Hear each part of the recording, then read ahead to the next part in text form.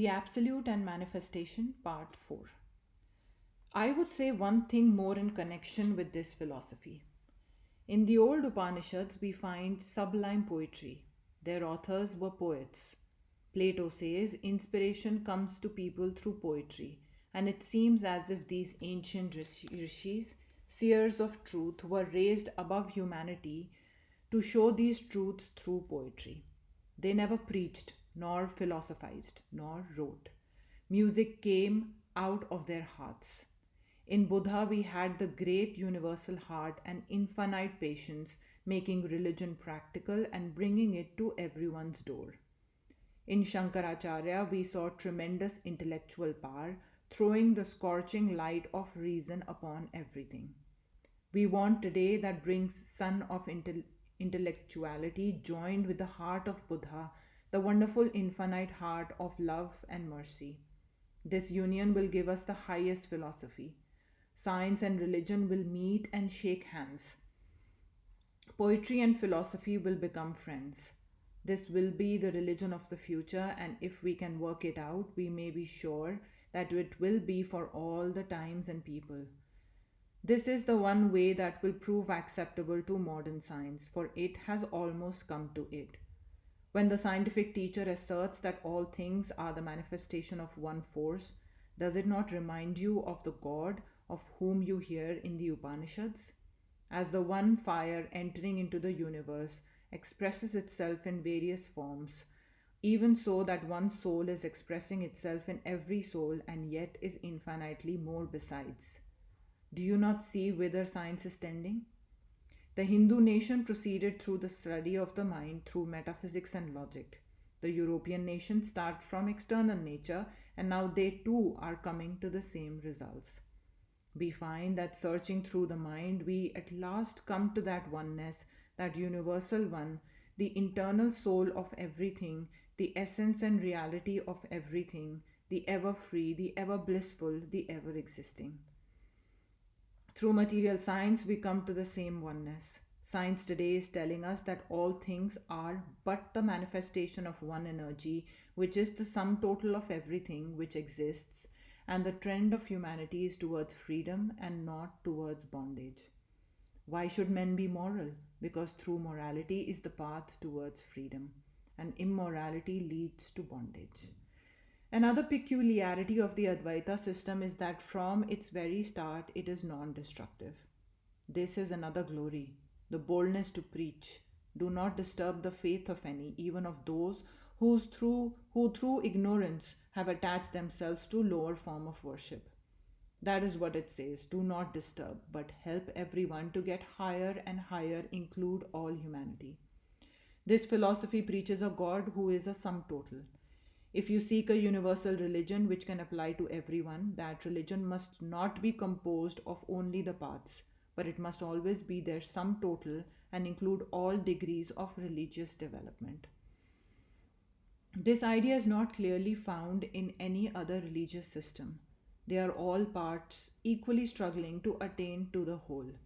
The existence of the part is only for this. So, for the very first, Advaita had no antagonism with the various sections existing in India.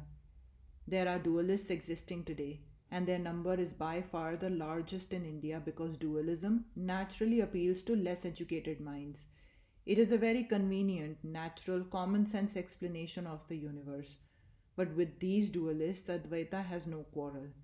The one thinks that God is outside the universe somewhere in heaven, and the other that he is his own soul, and that it will be a blasphemy to call him anything more distant.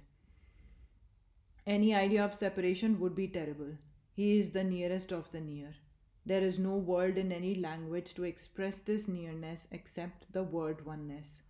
With any other idea, the Advaitist is not satisfied, just as the dualist is shocked with the concept of the Advaita and thinks it's blasphemous. At the same time, the Advaitist knows that these other ideas must be, and so has no quarrel with the dualist who is on the right road. From his standpoint, the dualist will have to see many. It is a constitutional necessity of his standpoint. Let him have it. The Advaitist knows that whatever may be his theories, he is going to the same goal as he himself.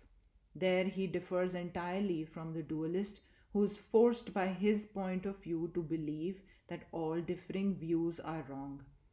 The dualists all over the world are naturally believing in a personal God who is purely anthropomorphic, who, like a great potentate in this world, is pleased with some and displeased with others.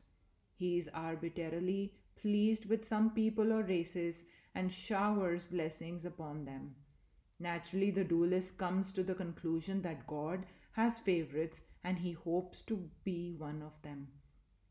You will find that in almost every religion is the idea we are the favorites of our God, and only by believing as we do can you be taken into favor with Him. Some dualists are so narrow as to insist that only the few that have been predestined to the favor of God can be saved. The rest may try ever so hard, but they cannot be accepted. I challenge you to show me one dualistic religion which has not more or less of this exclusiveness. And therefore, in the nature of things, dualist religions are bound to fight and quarrel with each other, and this they have been doing. Again, these dualists win the popular favor by appealing to the vanity of the uneducated. They like to feel that they enjoy exclusive privileges. The dualist thinks you cannot be moral until you have a God with a rod in his hand ready to punish you. The unthinking masses are generally dualists, and they, poor fellows, have been persecuted for thousands of years in every country, and their idea of salvation is therefore freedom from the fear of punishment. I was asked by a clergyman in America, "What, you have no devil in your religion? How can that be?" But we find that the best and the greatest men that have been born in the world have worked with that high impersonal idea. It is the man who said, "I and my Father are one," whose power has descended on to millions. For thousands of years it has worked for good, and we know that the same man, because he was a non dualist, was merciful to others. To the masses who could not conceive of anything higher than a personal God, he said, "Pray to your Father in heaven." To others who could grasp the higher idea, he said, "I am vine, you are the branches." But to his disciples, to whom he revealed himself more fully, he proclaimed the highest truth: "I am my Father, are one." It was the great Buddha who never cared for the dualist gods and who has been called an atheist and materialist, who yet was ready to give up his body for a poor goat. That man set in motion the highest moral ideas any nation can have. Whenever there is a moral code, it is ray of light from that man.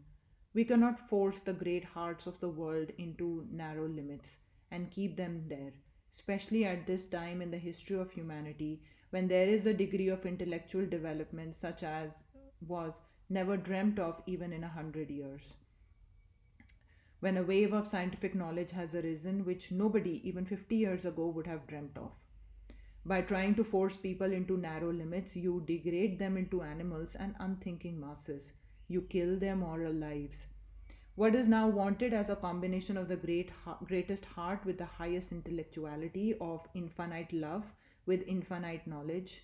The Vedantis gives no other attributes to God except these three: that He is infinite existence, infinite knowledge, and infinite bliss, and He regards these three as one.